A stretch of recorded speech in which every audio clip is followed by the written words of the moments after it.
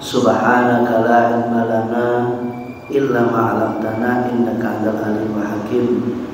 Nastaghfirullahal azim min qawlin bila amalin wa nastaghfirullahal azim min amalin bila ilmin wa na'udzu billahi min ilmin la yanfa' wa qalbin la yakhsha wa du'a'il isma' bi rahmatika ya arhamar rahimin ya arhamar rahimin. Ikhwan yang dirahmati oleh Allah Subhanahu wa taala dan para pemirsa televisi 10 dimanapun berada yang kami hormati, alhamdulillah di kesempatan awal pagi yang cerah ini Allah Subhanahu wa taala menuntun kita, dan alhamdulillah Allah menggerakkan hati kita untuk senantiasa irtibat ta'alluq, berhubungan hati kita dengan masjidillah, berhubungan hati kita dengan orang-orang soleh, berhubungan hati kita dengan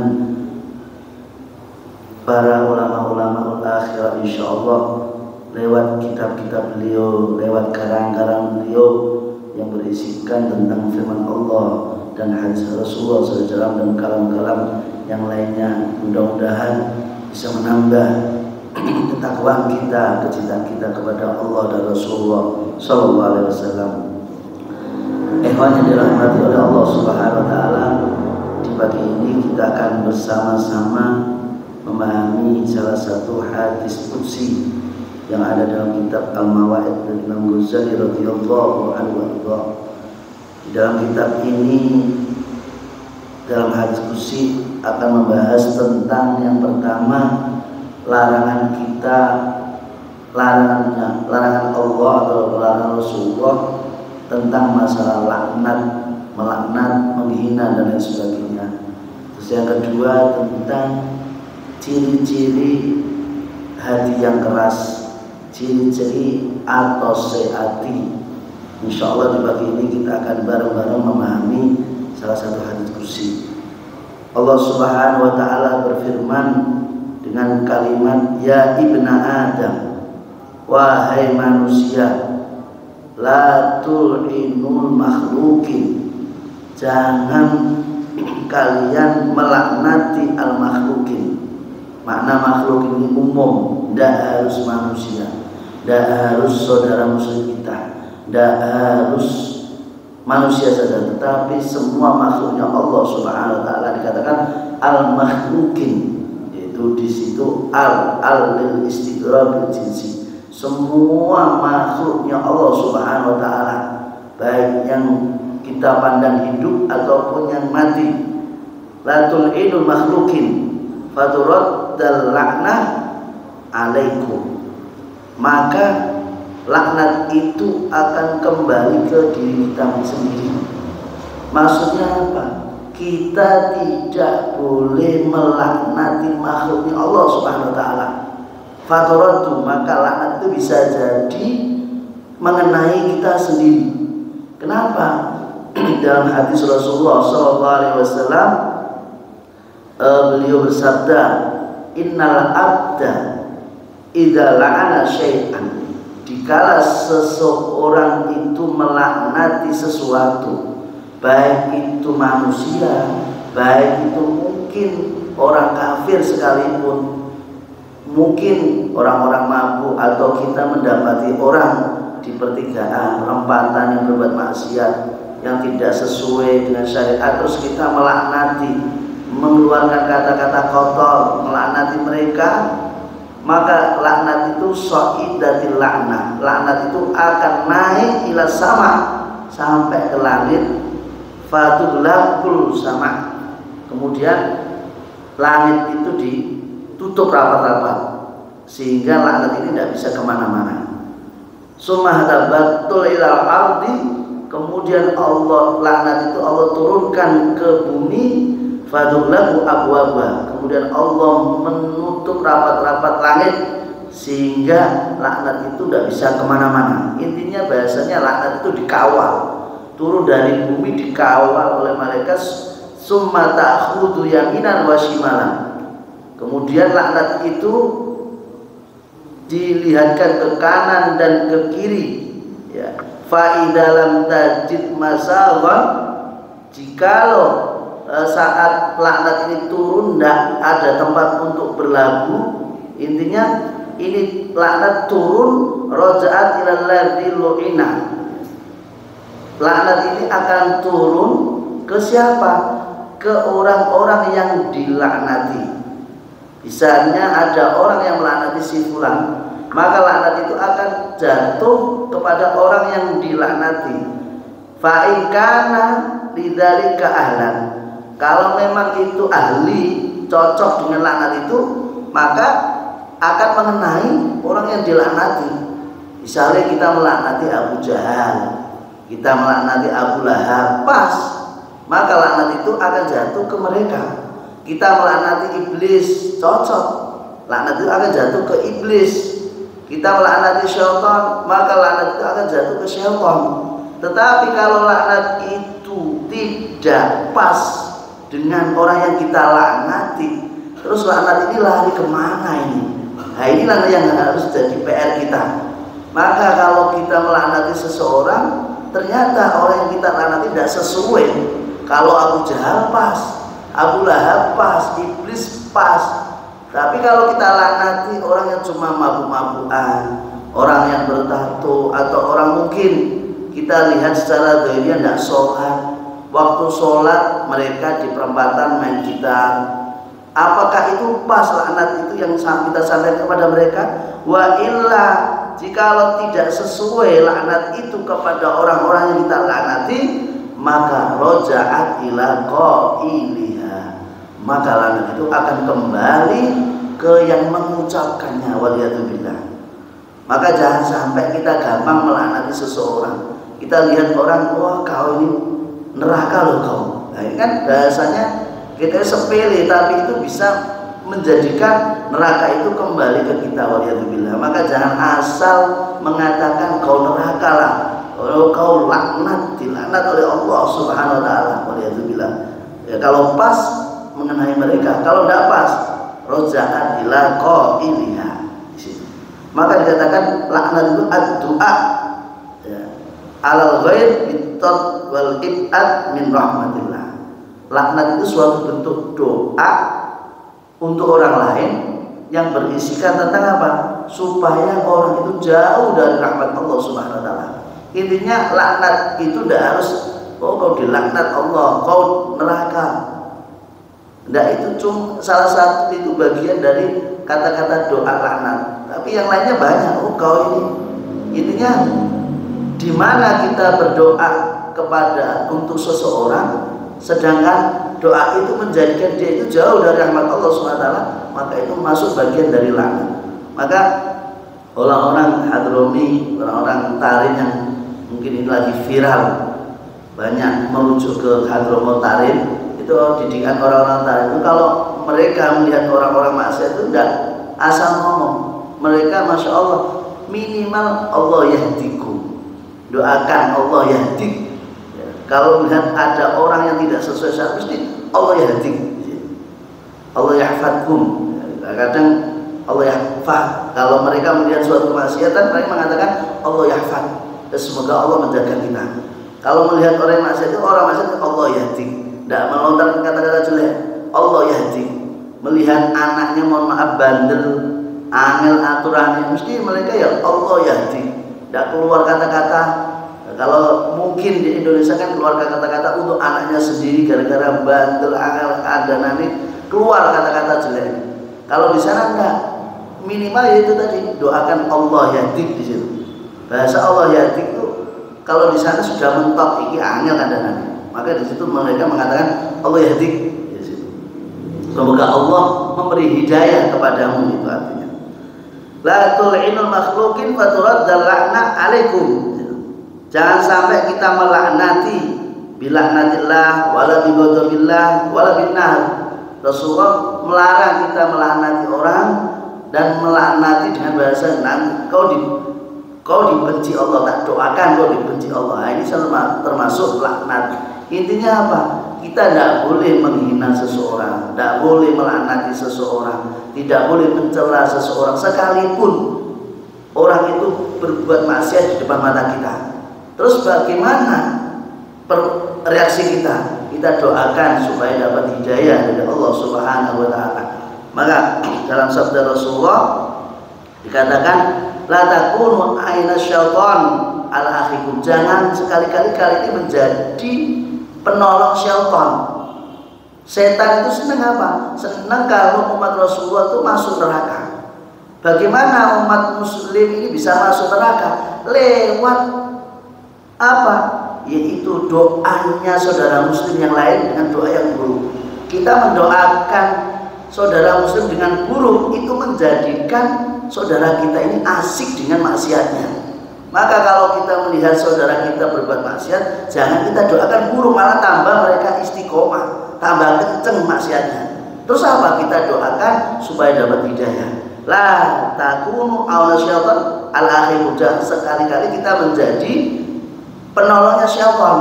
Apa? Salah satu doa laknat itu membantu syaitan supaya saudara kita ini masuk golongan mereka. Karena syaitan dilaknati oleh Allah SWT.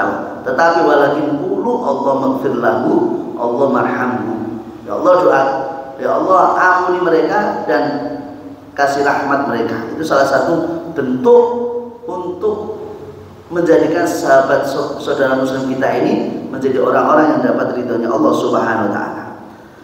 Terus dilanjut dalam hadits qudsi, ya ibna Adam, istaqomatis samawati fil hawa. Di dalam kalam Allah ini dalam hadis qudsi mengajak kita untuk melihat kekuasaan dan keajaiban-keajaiban yang diciptakan Allah Subhanahu wa taala. Istaqomatis samawati fil hawa bila amadin bi ismin wahidin min asma'i. Langit berdiri tegak tanpa tiang di situ. Nah, ini kan Allah mengajak kita untuk memperhatikan kekuasaan Allah Subhanahu wa taala, tafakkaru fi khalqillah. Bahwasanya dikatakan dalam hadis, tafakkaru fi khalqillah wa la tafakkaru fil khaliq. Wa tafakkaru fi khalqillah ka ibadati sana.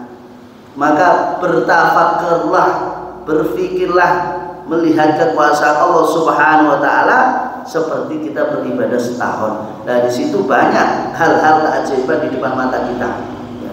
Dulu waktu kita ngaji masih di pesantren itu, saya itu sering ngajak berpikir sepele dengan kita, sepele nyampaikan di waktu kita taklim. Duduk di satu ruangan, listrik dimatikan. Terus Pak Kiai itu cerita, nang kira-kira awak kita ngaji kalau no listrik bingung tanda, bingung Pak Kiai, gelap tidak bisa nulis.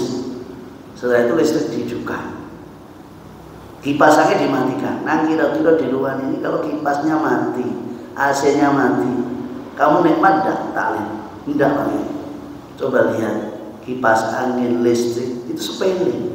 Tapi di situ tanpa mereka saja kita sudah tidak nyaman. Apalagi yang ciptaan Allah yang luar biasa seperti angin ataupun lainnya, mungkin kita lebih tidak nyaman lagi.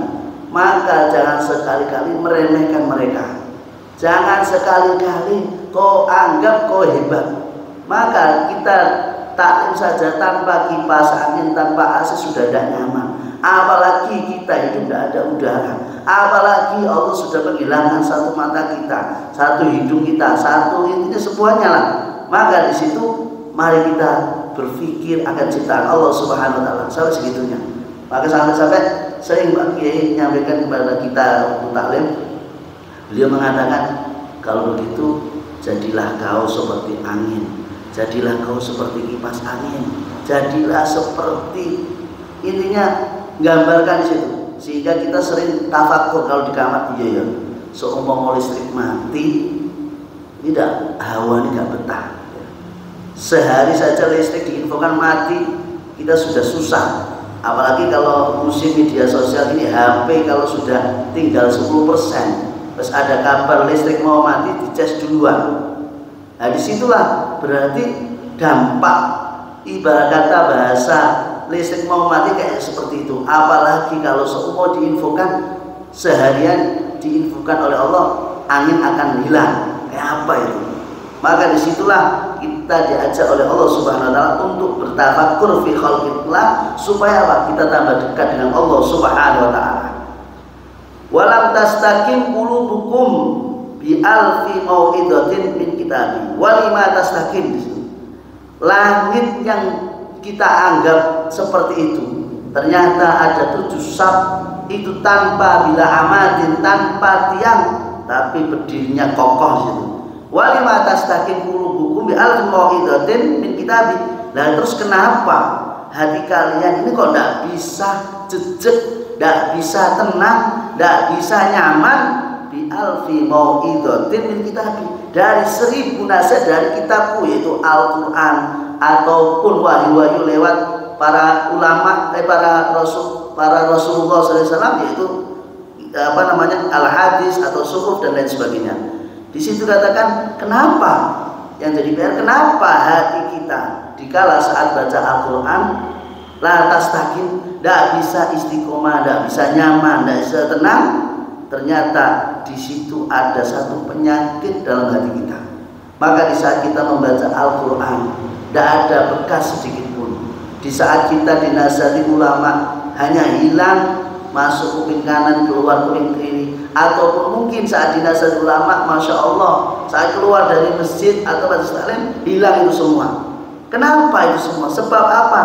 Dikatakan la tu'athirul mau'idatu fil qulub al-qasiyah.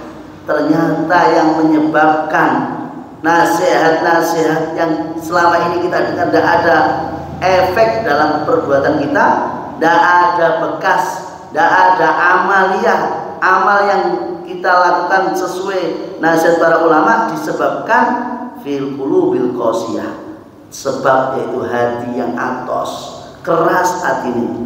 Nah, di situ dikatakan para ulama apa yang menyebabkan hati yang atos. Dikatakan pernah Sayyidina Ibrahim bin Adham ditanya, ya Syekh, apa yang menyebabkan hati itu keras? Apa yang menyebabkan hati atos di situ? Beliau mengatakan salah satu penyebab hati atos di mana kau melakukan sesuatu tidak sesuai adabnya. Seperti apa? Saat kita baca Al-Quran tidak sesuai adabnya. Baca Quran mungkin ya kita sudah wudhu, tetapi saat naruh Al-Quran kadang di lantai sejajar dengan kaki kita. Banyak kita niatnya mau ngaji Al-Quran, ternyata Al-Quran kita nunggu ustadz yang ditaruh di dekat lantai sejajar dengan kaki kita, dianggap itu hanya kertas. Nah, ini kan salah satu yang tidak beradab di situ. Nah, disitulah menjadikan qulubul qasiyah, menjadikan hati atos. Terus yang kedua, penyebab juga kata Syekh Ibrahim bin Adham, salah satunya yaitu di saat kita sudah dekat dengan ulama, dengan orang-orang soleh, dengan guru-guru yang nyambung sampai Rasulullah, kita tidak punya adab dengan mereka. Salah satu tidak punya adab dengan mereka apa? Mohon maaf, saat kita kumpul dengan mereka, kita tidak punya rasa ta'zim, tidak punya rasa takrim dengan ilmu mereka. Nah, disitulah salah satu tanda hatinya orang itu keras. Terus yang ketiga juga kata Syekh Ibrahim bin Adham mengatakan sebab hati orang itu keras di mana dia mengakui syaitan iblis itu musuh mereka, tetapi perilaku perbuatan mereka syaitan ditiru oleh dirinya dan keturunan-keturunan mereka, yaitu keturunan orang yang membenci syaitan itu. Lah di akhir zaman ini banyak orang membenci syaitan, membenci iblis, tapi perbuatannya membenci si pembenci sama persisnya dengan syaitan dan iblis. Waliyadzubillah. Maka jangan sampai kita mengaku benci sama iblis, tapi perilaku kita mencerminkan perilaku iblis. Nah, itu salah satu qulubul qasiyah, tanda hati yang keras. Terus lagi tanda hati yang keras, salah satunya di mana kita dikatakan annal mautul haq, annal mauta haq, kita yang meyakini bahwasanya kematian itu nyata, tetapi wa antum lahu karihun, tapi kalian semua, kata Allah SWT, kalian semua membencinya. Berarti menandakan kalau hati kita keras, kita tidak mau mati. Padahal pasti kita akan mati. Annal mauta haq, tetapi wa antum lahu karihun. Tetapi kalian ini benci dengan kematian, tidak mau mati. Salah satu, kata ulama, salah satu tanda orang itu tidak mau mati, mereka selalu menumpuk harta, merencanakan kehidupan mereka di masa depan, sampai lupa hari itu dia sudah dikoreksi oleh Allah bahwasanya matinya nanti sore, tapi tidak sadar. Dia merasa matinya besok, mungkin bisa 5 tahun, bisa 10 tahun. Nah, disitulah tanda hati seseorang itu keras. Maka kata Allah Subhanahu wa taala, kata para ulama, tidak akan masuk di dalam hati yang keras nasihat dari Al-Qur'an ataupun hadis ataupun dari kalam-kalam ulama. Intinya apa? Tidak ada bekas sama sekali. Maka banyak orang sekarang hadir majelis taklim, ribuan majelis taklim setiap hari, tapi naudzubillah min dzalik, banyak yang tidak membekas dari majelis taklim situ. Pulang dari majelis taklim kembali aktivitas berbuat maksiat, berbohong dan menggunjing, mencela, menggosip. Bahkan yang anehnya kaum ibu-ibu itu sebagian hadir majelis taklim tutup aurat, tapi saat selesai majelis taklim kembali buka kerudungnya lah, buka rambutnya lah, buka kulitnya lah. Intinya seolah-olah nanti kalau majelis taklim tutup aurat, keluar majelis taklim buka aurat. Seolah-olah ilmu itu hanya di majelis taklim. Padahal saat orang hadir majelis taklim, intinya untuk menjadikan hidupnya menjadi hidup yang diridhai oleh Allah Subhanahu wa taala. Maka dikatakan dalam hadis qudsi, ya ayyuhan nas kama yalinul hajar fil ma', seperti batu tidak akan bisa hancur di dalam air. Kita lihat batu-batuan di dalam air, kadang sampai ratusan tahun, bahkan mungkin ada yang selamanya tidak hancur. Disitulah hati yang keras seperti itu. Walaupun dihujani oleh ribuan nasihat dari ulama yang luar biasa, sekali berulama dunia yang menasihati, kalaupun itu hati keras, naudzubillah min dzalik. Maka kita lihat di media sosial, siapa yang tidak kenal para ulama-ulama dunia seperti Habib Umar Muhammad Salim Hafid, banyak dihujat beliau di media sosial. Beliau ulama sekali berdunia masih dihujat, apalagi ulama lokal, mohon maaf, apalagi ulama kabupaten, ulama kecamatan, apalagi ulama kampung yang menasihatinya sudah dilewatkan, apalagi Al-Quran. Maka di situ dikatakan, tadi dikatakan kadzalika la tu'assirul mau'izatu fil qulubil qasiyah. Di situ tidak ada bekas di dalam hati orang-orang yang memiliki hati keras. Waliyadzubillah. Ya ibnu Adam, katakan dalam hadis qudsi, kaifa tashhaduna annakum ibadullah, annakum ibadullah. Bagaimana manusia kalian bersaksi annakum ibadullah, kalian bersaksi kalau kalian itu mengaku hambanya Allah, summa ta'sunahu, sedangkan kalian berbuat maksiat. Ngaku kaulan Gusti Allah tapi kok maksiat di situ.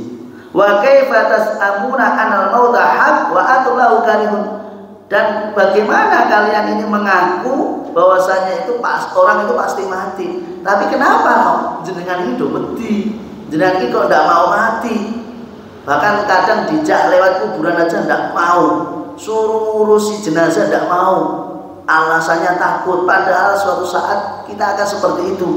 Wa antum lahu karihun wa taquluna bi alsinatikum ma laysa lakum bi ilm. Banyak orang yang pinter berbicara tapi laysa lakum bi ilm, tapi tidak punya ilmu, tidak ada ahlinya. Maka banyak di media sosial, mohon maaf, orang banyak yang bertanya masalah agama tidak mau mendatangi ulama, tidak mau mendatangi ulama fatwa, tidak mau mendatangi ulama yang fan-fannya ada ahli fikih. Sebenarnya seseorang di akhir zaman ini untuk cari solusi masalah agama gampang. Karena apa? Banyak pesantren di mana-mana. Tinggal kita mendatangi pesantren itu tanya. Tetapi banyak orang enggak, tanyanya di media sosial, yang jawabnya bukan ahli di situ. Wataquluna bi alsinatikum ma laysa lakum bi ilm. Banyak orang yang berbicara tapi bukan bagian dari kelompok ahli-ahli ilmu. Maka disitulah akan hancurnya suatu agama. Wa tasabunahu hainan, dan kalian semua menganggap itu semua suatu perkara itu hain, dianggap remeh, gampang. Maka di akhir zaman ini banyak orang yang meremehkan agama. Gampang itu, masalah untuk aurat gampang, ngaji gampang, saking gampangnya tidak tahu menahu gitu. Wa huwa indallahi adzim, dikatakan padahal itu semua di sisi Allah Subhanahu wa taala adzim, sangat besar. Maka jangan sampai kita meremehkan sesuatu yang remeh dalam syariat. Kecil dalam syariat, besar indallah. Kecil masalah dunia saja di sisi Allah juga dianggap besar, apalagi masalah tentang ibadah dan lain sebagainya. Maka mudah-mudahan Allah Subhanahu wa taala membersihkan hati kita sehingga kita tidak bisa meremehkan sesuatu yang kecil dari ciptaan Allah Subhanahu wa taala, sehingga kita termasuk hamba-hamba Allah yang dicintai oleh Allah zahir wa batin. Terus dilanjut dalam hadis qudsi, dikatakan Allah Subhanahu wa taala berfirman, ya ayyuhan nas qad ja'atkum mau'izatun mir rabbikum wa syifaa'un lima fis sudur. Telah datang suatu nasihat dari kalian.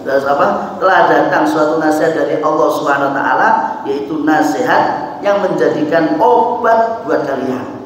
Yaitu salah satu apa? Al-Qur'an. Terus siapa lagi? Rasulullah. Terus siapa lagi? Warasatul anbiya, yaitu para ulama. Kalau ulama ini, para rasul sudah tidak ada, para ulama sudah tidak ada, tinggal apa yang kita butuh, yaitu Al-Qur'an dan kitab-kitab mereka. Maka kadang kita itu haus, ya, kadang kita ngeri, ya, di daerah Pantura ini sudah viral, ya, pengisi majelis taklim itu, pengajian akbar itu mesti pelawak-pelawak, ya. Kalau tidak pelawak, mereka itu orang biasa, tapi kostumnya saat ceramah itu kiai, sehingga kiai haji. Padahal mohon maaf, si fulan ini terkenal pelawak ketoprak, naudzubillah min dzalik. Pelawak ketoprak, saat dia ceramah di pengajian tertulis Kiai Haji Fulan bin Fulan. Nah, ini sangat miris sekali, ya.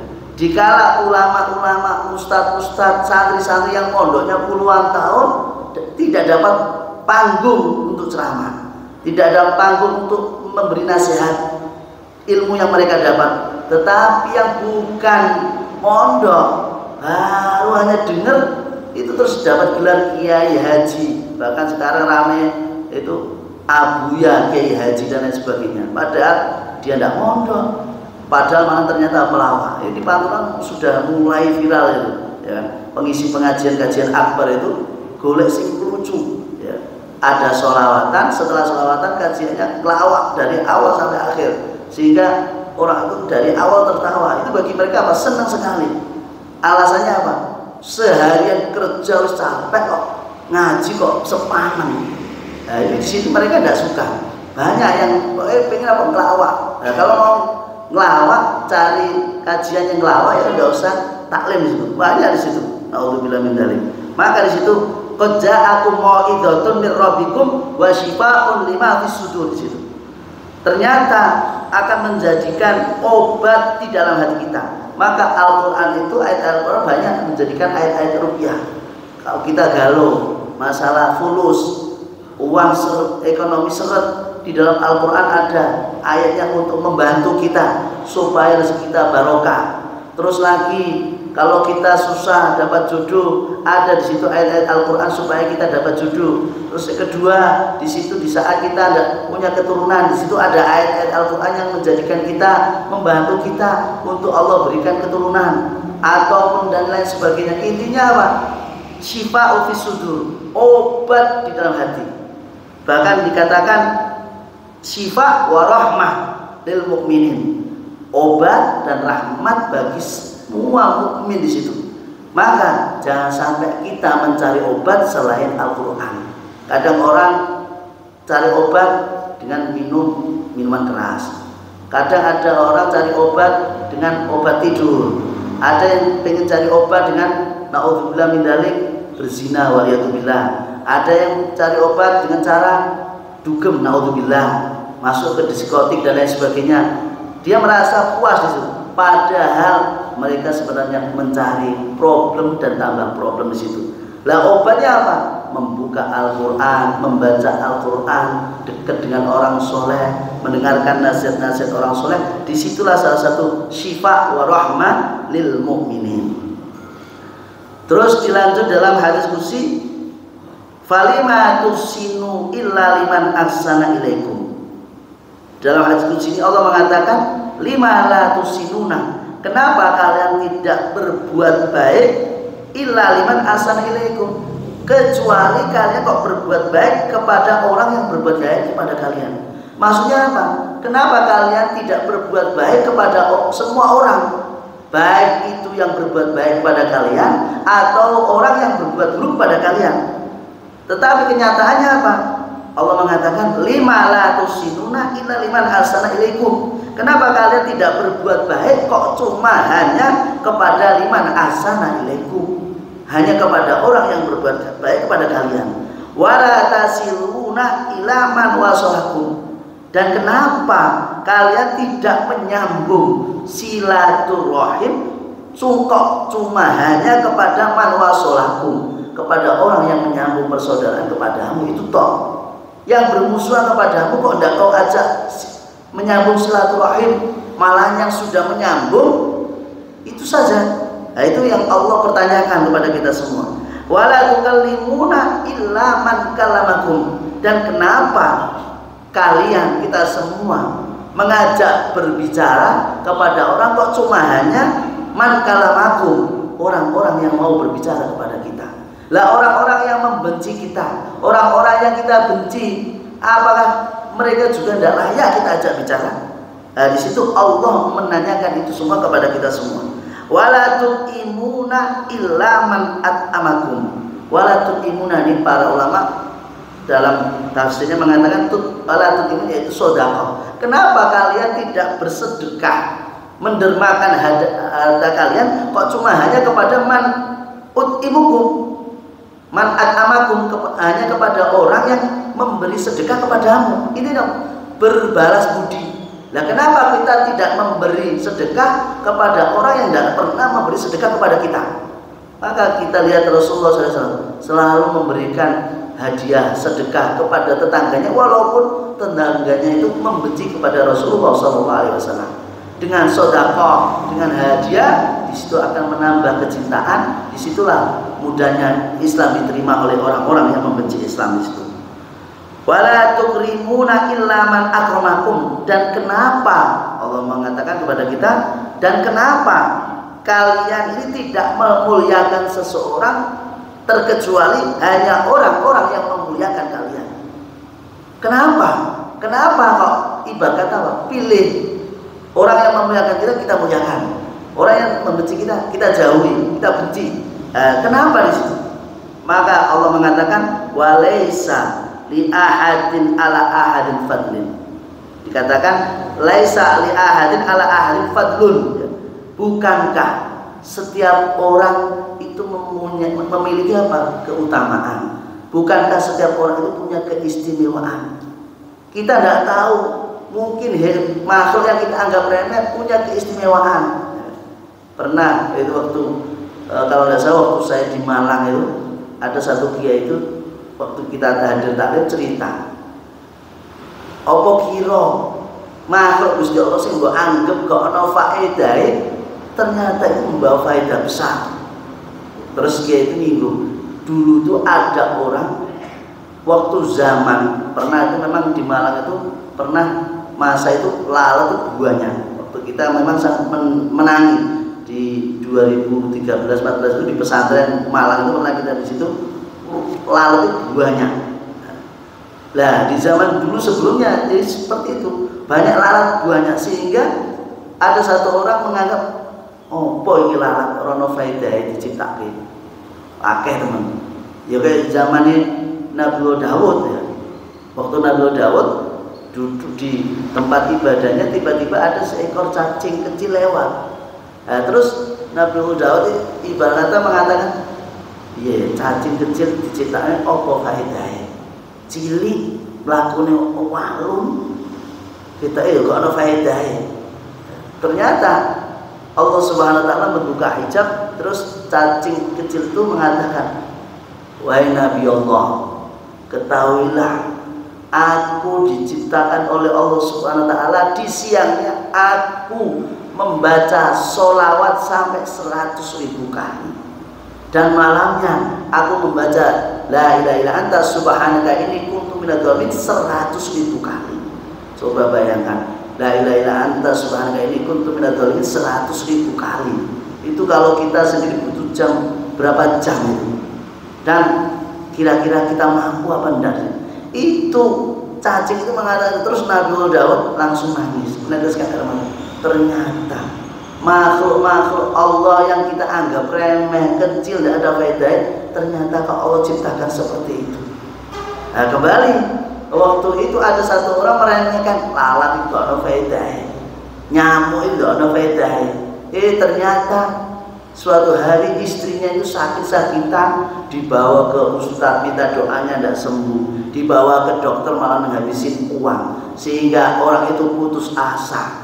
Saking putus asanya, pas ibarat kata dia masak, kejatuhan lalat, saking gregetan wis sisan lalat tak campur masakan ben mateng sekalian. Lu subhanallah, gara-gara lalat itu tadi masuk dalam sayur, dimakan istrinya, subhanallah sembuh di situ. Padahal lalat itu ya tadi dianggap sepele, tapi sudah kemana-mana tidak dapat obat, si suami sudah putus asa, subhanallah Allah ngasih obat salah satunya lalat karena darurat, terus sembuh di situ. Terus sehingga orang tersebut tidak meremehkan lalat kembali. Intinya apa? Kita tidak boleh menganggap makhluk yang merasa kecil, cacat, mungkin lebih hina, mungkin sebagian dianggap seperti itu. Maka laisa li ahadin ala ahadin fadlun, bukankah Allah memberikan suatu keutamaan ke setiap makhluk? Intinya apa? Kita tidak boleh meremehkan siapapun, manusia siapapun. Maka dikatakan, Sayyidina Umar mengatakan, Allah menyimpan sifat kewalian di mana satupun orang tidak ada yang tahu. Tidak ada yang tahu kewalian seseorang kecuali dia wali. Kalau dia ada orang mengatakan orang itu wali, berarti dia seolah-olah manidda'a ghairu wali fahuwa wali. Barang siapa yang mengaku dia itu wali, orang itu wali, berarti dia itu wali. Karena la ya'riful wali illa wali. Ada orang mengaku itu wali, itu wali besar. Berarti kayak dia mengaku aku ini wali. Karena apa? Tidak ada yang tahu wali kecuali wali di situ. Maka Allah menaruh, kata Sayyidina Umar bin Khattab, tidak ada yang tahu kemuliaan kewalian seseorang kecuali Allah Subhanahu wa taala. Dan Allah itu buka kewalian itu kecuali dibuka oleh kepada orang-orang yang khusus di situ. Laisa li ahadin ala ahadin fadlun. Innamal mu'minuna alladzina amanu billahi wa rasulih alladzina yusinuna ila man asa ilaihim. Dikatakan Allah Subhanahu wa taala, Allah mengatakan bahwasanya orang-orang yang beriman itu apa? Orang-orang yang beriman yaitu yusinuna ila man asaa ilaihim. Orang yang beriman itu orang yang berbuat baik kepada orang yang berbuat buruk kepadanya. Balas apik, digedek dibalas apik. Nah, disinilah yang sangat berat. Maka hakikatnya orang yang menyambung silaturahim, hakikatnya orang yang berbuat baik, yaitu yusinuna ilaman asa ilaihi wa yasiluna man qata'ahum. Itu hakikatnya orang yang menyambung silaturahim. Orang yang menyambung silaturahim yasiluna man qata'ahum, orang yang menyambung sesuatu yang putus. Itu makna silaturahim.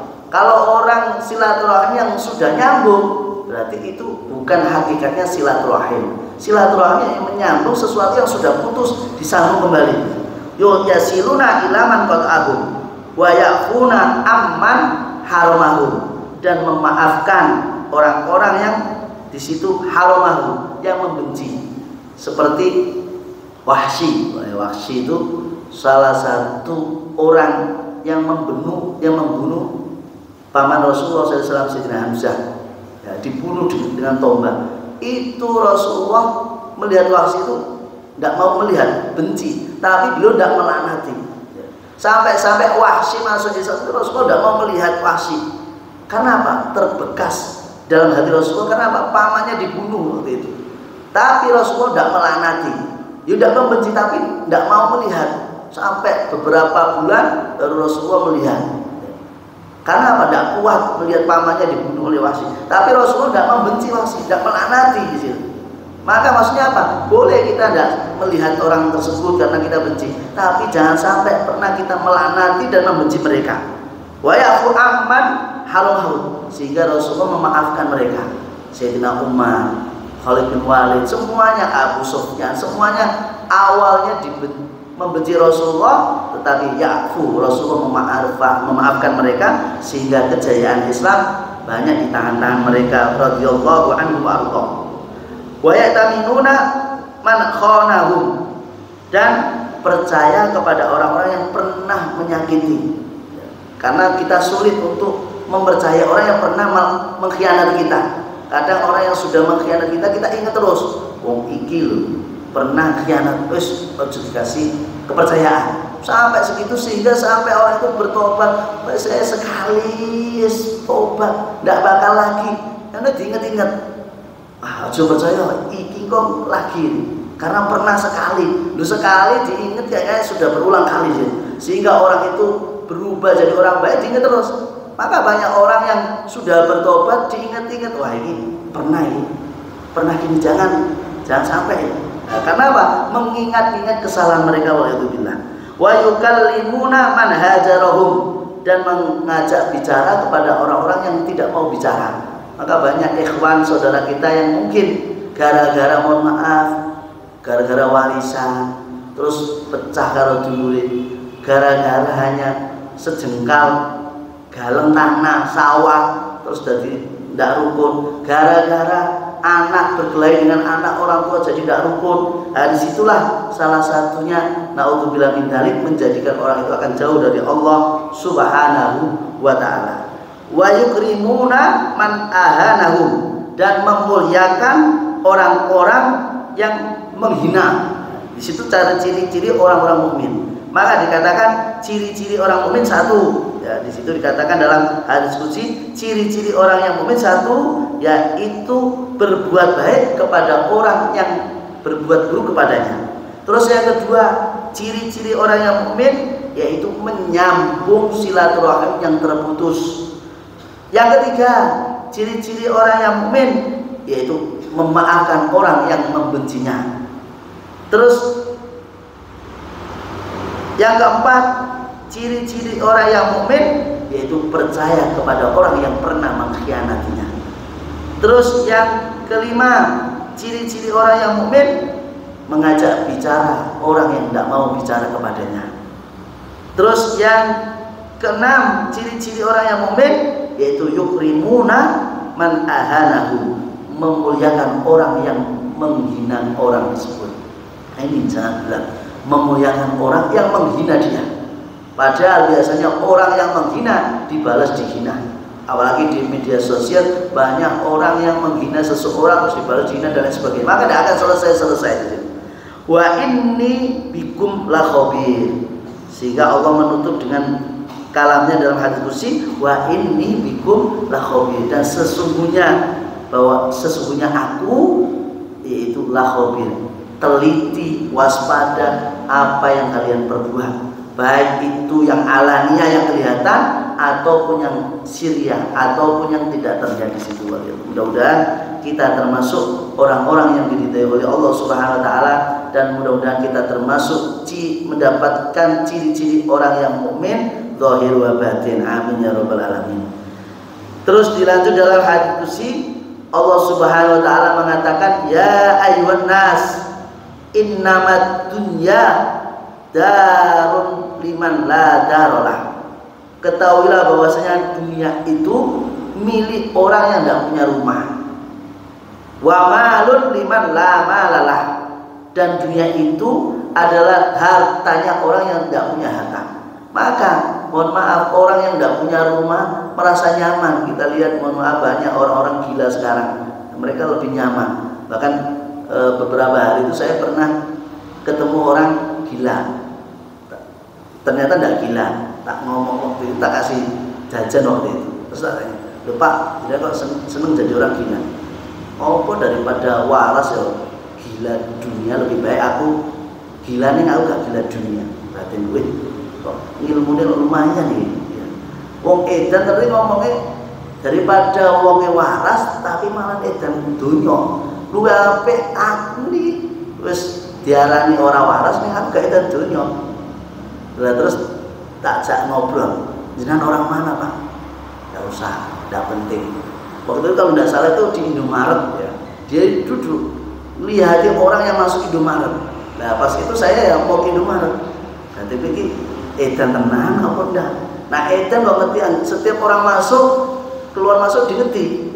Nah pas itu saya masuk, aku melihat, oh aku dingerti. Saya masuk keluar, tak kasih jajan itu, ya tak kasih jajan terus matur nuwun. Berarti gue edan kok ngerti matur nuwun lah.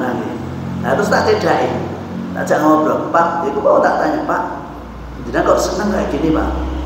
Daripada normal edan dunia lu sampai kayak gini."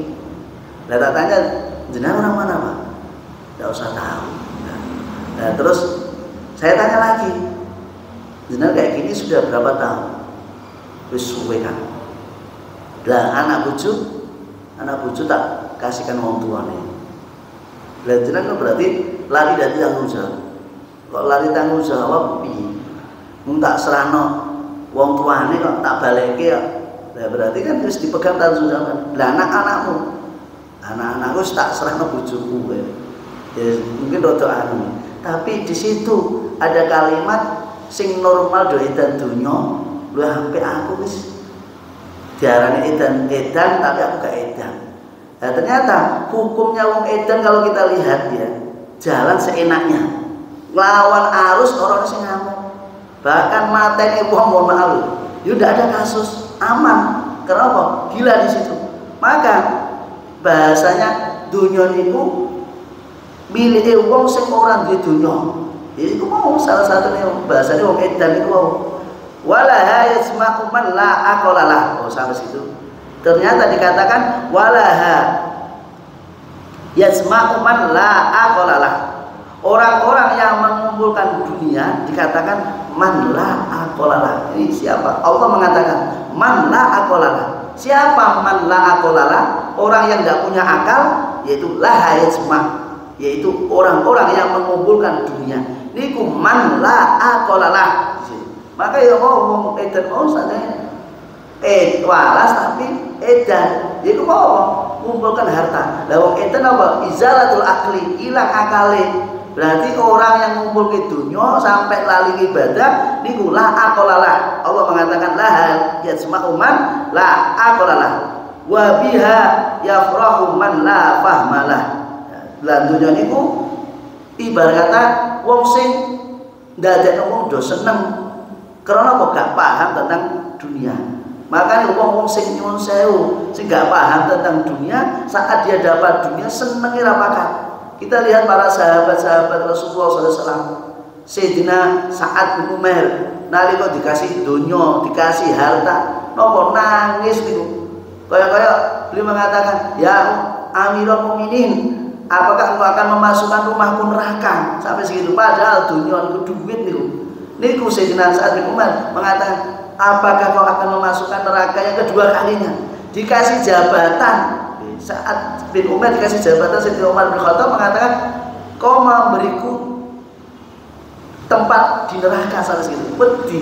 Terus dikasih bondo gaji sing lebih. Beliau juga mengatakan, apakah kau akan memasukkan neraka yang kedua kalinya dalam rumahku? Itu para sahabat Rasulullah di zaman-zaman dulu, Masya Allah, bahwasanya ngerti, paham dunia niku napa. Sayyidina Ali Zainal Abidin juga tahu. Terus Sayyidina Husain Syekh Husain bin Syekh Abu Bakar bin Salim itu waktu itu orang yang kaya raya di kota Inan di Hadramaut sana. Beliau itu setiap malam nangis takut yang menjadi takut kalau hartanya menjadikan dia ini jauh dari Allah Subhanahu wa taala. Punya anak perempuan pas pakai kalung, ya, jenis anak perempuan kan senengnya pakai kalung mainan kalau teman sebaya di Inat sana. Lah anak-anak sebaya tidak ada yang pakai kalung kecuali anaknya Sayyidina Husain itu mau. Lah beliau melihat, ya Allah, padahal anaknya asik main sama temannya, tapi anaknya pakai kalung, yang lainnya enggak. Itu beliau membekas dari, ya Allah, ini bisa jadi gara-gara kalung anak saya akan menjadikan anak-anak yang lain minta sama orang tuanya. Ya nak orang tuanya punya, kalau enggak punya berarti aku menyakiti mereka. Lu anaknya pulang, kalungnya diminta terus dihancurkan, enggak dijual, dihancurkan gitu. Karena apa? Takut menjadikan orang masuk neraka, masuk bencinya Allah gara-gara itu tadi. Maka gambar orang-orang dulu, masya Allah, paham tentang dunia. Maka dikatakan wa biya yafrah man la fahmalah. Orang-orang yang tidak paham dunia maka dia akan merasa bahagia kalau punya dunia. Padahal la yajma' man la aqlah. Orang yang tidak punya akal lah yang mengumpulkan dunia sampai meninggalkan ibadah, sampai rela dibenci orang-orang yang diridhai oleh Allah Subhanahu wa taala, sampai rela dibenci Allah Subhanahu wa taala. Waliyadzubillah. Mudah-mudahan kita termasuk hamba Allah yang diridhai oleh Allah, termasuk hamba Allah yang berakal, termasuk hamba Allah yang paham dengan dunia, sehingga kita bisa selamat di dunia dan akhirat insyaallah. Amin amin ya rabbal alamin. Wallahu a'lam bishawab. Wa sallallahu ala sayyidina Muhammadin wa ala alihi wasallam wa nafikum. Wassalamualaikum warahmatullahi wabarakatuh.